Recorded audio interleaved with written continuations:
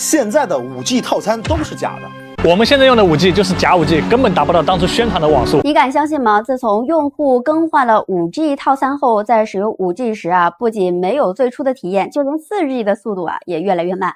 直到一位北航的教授揭开了5G 的遮羞布。5G 服务，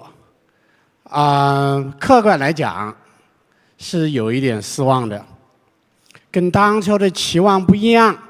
当初的期望是很高的，对5G。但是为什么5G 的服务有点失望呢？因为5G 的服务到目前为止还是很单一，主要还是普通消费者的应用。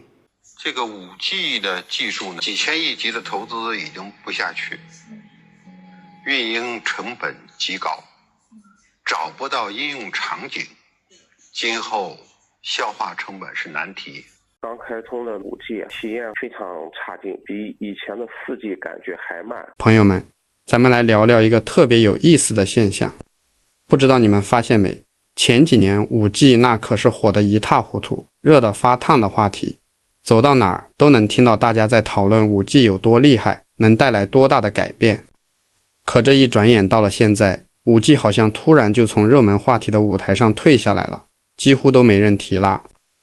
咱就说这5G 基站的建设吧，国家可是下了大力气，到现在已经建了350多万个5G 基站，这数字听起来挺惊人的，对吧？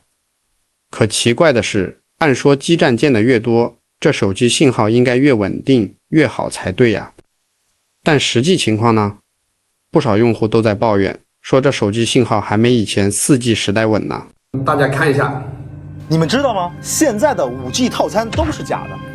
据统计5G 套餐的用户已经达到了6.6亿，但全国只有3亿部的5G 手机，这说明3亿用的是4G 网络，交的却是5G 套餐。你知道运营商用的是什么手段让这些人轻松上当吗？他们打来电话告诉你免费为你升级到5G，此时只要你敢答应，你就上套了。因为人家说的是免费升级，并没有说后续的月租也是免费的，所以你会发现使用了2-3个月以后，你的扣费标准从88自动升级为188。鉴于3大运营商屡教不改国家终于发话了，要引进更多的国外运营商，打破3家对电信行业的垄断。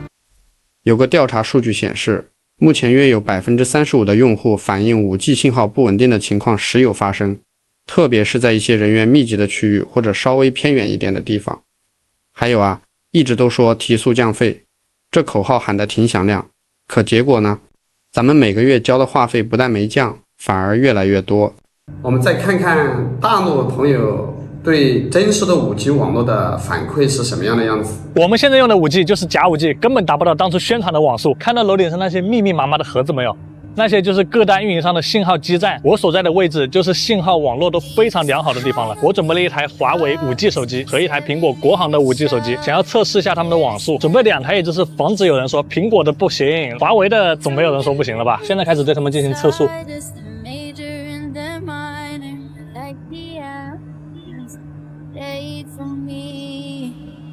苹果的下载速度是496 Mbps， 华为的只有174。什么情况？我不信，我要重测一遍。现在单独测华为的是达到了587，我就说吧，它怎么可能那么拉胯？现在测完苹果的是496，华为的是587，这还是我在基站底下测出来的一个速度。当我们在家里或者公司的时候，实际体验速度是只有300-400的，而5G 当初宣传的速度是1024 Mbps， 所以现在的实际使用体验就是比当初宣传的差很多。我决定现场打电话取消掉这个5G 套餐。正在为您转接人工服务。你好，请讲。你好，我想取消掉一下我的5G 套餐。你是想变成多少钱的套餐？我想变成我以前那个好像大网卡那个套餐吧。大网卡套餐话是已经都下架了呀，现在是已经无法办理了。就这边的话，您可以原套餐不变，就每个月减50，减完之后就89块钱一个月。你看这个可以吗？就是还是你这个139套餐，就是400分钟通话，30个 G 的流量。才30个 G 的流量，超过之后呢？前3个 G 是5元1 G， 然后之后就是3元1 G。这么贵？这个原本大网卡升级到这个5G 之后就降不回去了是吧？都已经下架了，就已经无法再变更了。好吧，不好意思，没办法取消那个5G 套餐哈。如果说你们现在有用大网卡，或者说一些流量比较高的套餐，千万不要听信那些客服打电话叫你升级到5G 套餐哈，升级上去你就回不去了。因为我现在这个号码是靓号，加上绑定了非常多的东西，所以想要换一个号码是真的非常麻烦。现在也就只能够忍受这个高资费了。不说了，等下我就去网上看一下有没有别的靓号可以选择，选到了我就把这个号码注销掉，换一个29、39的套餐，它不香吗？就拿平均话费来说，前几年可能1个月50元左右就差不多够了，可现在呢，没个70元、80元都打不住，这涨得可不是一星半点啊！这到底是咋回事呢？其实吧，我觉得5G 建设有点像一阵猛跑，冲得太快，太超前了。一开始大家都觉得5G 是个超级厉害的新技术，能带来翻天覆地的变化，所以一股脑的大力投入建设。可等着热乎劲儿慢慢过了，问题就一个接一个地都暴露出来了。我们看一下大陆的院士专家对5G 的网络是怎么样的说法。5G 的服务已经快5年了，所以发展非常快。大家感觉5G 的服务怎么样？你满意吗？5G 服务客观来讲是有一点失望的，跟当初的期望不一样。当初的期望是很高的，对5G， 但是为什么5G 的服务有点失望呢？因为5G 的服务到目前为止还是很单一，主要还是普通消费者的应用。当初预期是5G 在垂直行业应该有很多应用，不仅仅是我们普通消费者，但是垂直行业应用有没有起来？没有起来。为什么没有起来？当然有很多原因，一个很重要的原因就是5G 的技术指标还达不到我们垂直行业应用的要求。记得2019年6月，有个特别火的 UP 主叫何同学，他当时跟大家有个5年之约，他充满期待地说，5G 这片肥沃的土壤一定能开出特别神奇、特别惊艳的花，会超出所有人的想象。当时那个视频真的是特别鼓舞人心，让大家对5G 的未来充满了憧憬。可时间过得飞快，5年过去了，咱们再回头看看，真的是让人感慨万千啊！瞅瞅这5年，真正能让咱们普通老百姓在日常生活中实实在在能用得上、用得好的5G 应用，几乎是少之又少。如果非要硬找一个，可能也就是那个测速软件了。而且啊，这5G 用起来的体验真的是让人挺闹心的，好多人都忍不住发牢骚。你小子还敢发牢骚，小心我揍你！说多亏了5G， 原本39元就能享受的无限流量套餐，现在变成79元的有限套餐了。这价格涨了可不是一点点，流量还变少了，感觉特别不划算。还有不少人抱怨 5G 没来之前，哪怕是在野外那些比较偏远的地方，到处都能接收到 4G 信号，虽说速度不是特别快，但起码能正常使用。可 5G 来了之后，在同样的地方，别说是 4G 信号了，有时候连 2G 信号都没了，直接断网，这不是让人干着急吗？有个相关的统计数据，大概 45% 的地区在 5G 覆盖之后，出现了 4G 甚至 2G 信号明显变弱的情况。为啥会这样呢？大多数人的感觉那是相当实在和真切的。大家看一下，你敢相信吗？自从用户更换了5G 套餐后，在使用5G 时不仅没有最初的体验，就连4G 的速度也越来越慢。直到一位北航的教授揭开了5G 的遮羞布，那么真相到底是什么呢？感兴趣的朋友，请帮我点个有用。首先为了推动用户更换到5G 网络，一些运营商采取了不公平的手段，他们偷偷地限制了4G 网络的速度，使得用户在使用4G 网络时上网速度明显变慢，以此来促使使用户转向5G 网络。这种做法不仅降低了用户的使用体验，也引起了用户的不满和质疑。百度一下5G 的遮羞布，获取更多信息。其次，5G 网络的铺设和维护成本相对较高，5G 网络需要大量的基站和设备进行覆盖，这增加了运营商的投资成本。然而与此相比呢，5G 网络的性价比相对较低，即使用户迁移到5G 网络，他们在实际使用中并未能享受到与之相应的明显改变。此外，后期的维护和运营成本也较高，这对运营商和服务提供商构成了一定的负担。尽管 5G 技术具备革命性的潜力，但在实际运行中仍然面临一些挑战和问题。运营商不应通过不公平的手段强制用户转向 5G， 而应该提供更好的服务和用户体验。此外，5G 网络的成本和覆盖问题需要进一步解决，同时也需要注意安全和隐私保护方面的考虑。对于 5G 的未来发展，你怎么看呢？欢迎在视频下方留言，我们下期见。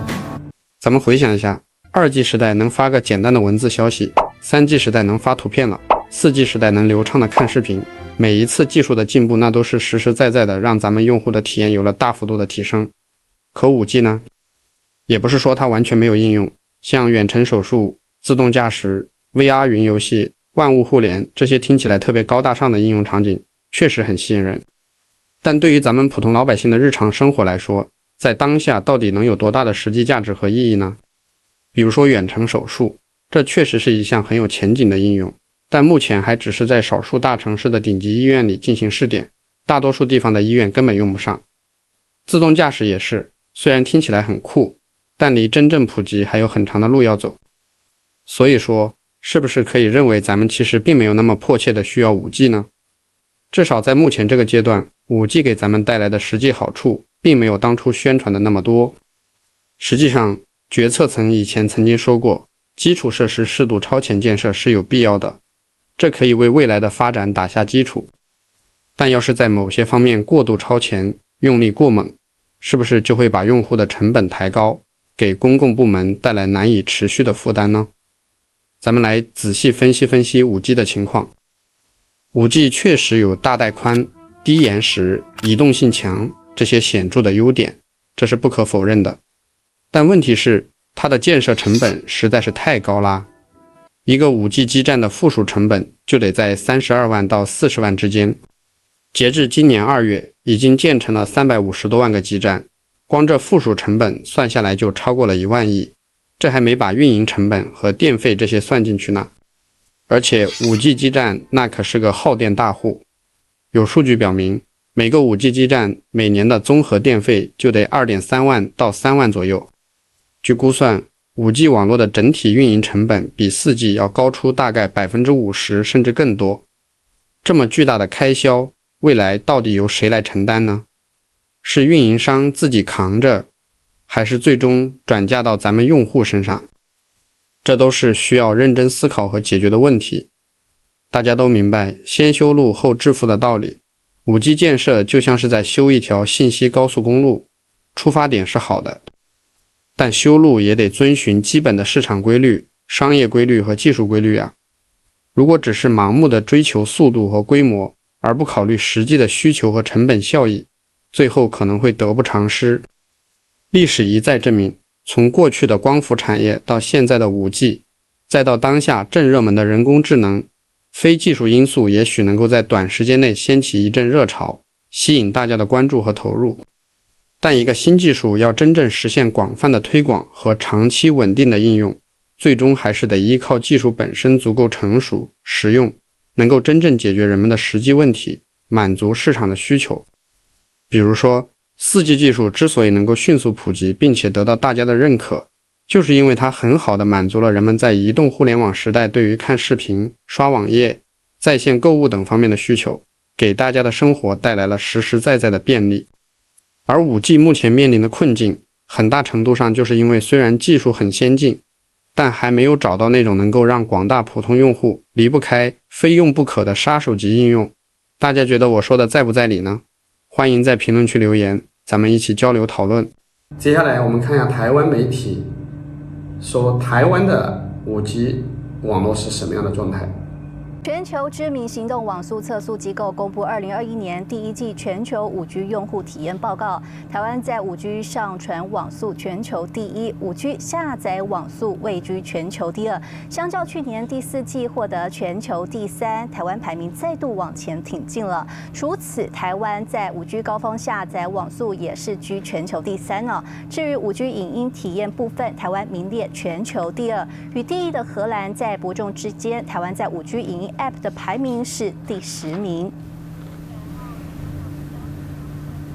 别忘了关注我，我就是那个只说实话、跟大家掏心窝子的博主。这期内容就跟大家分享到这儿，下期再见。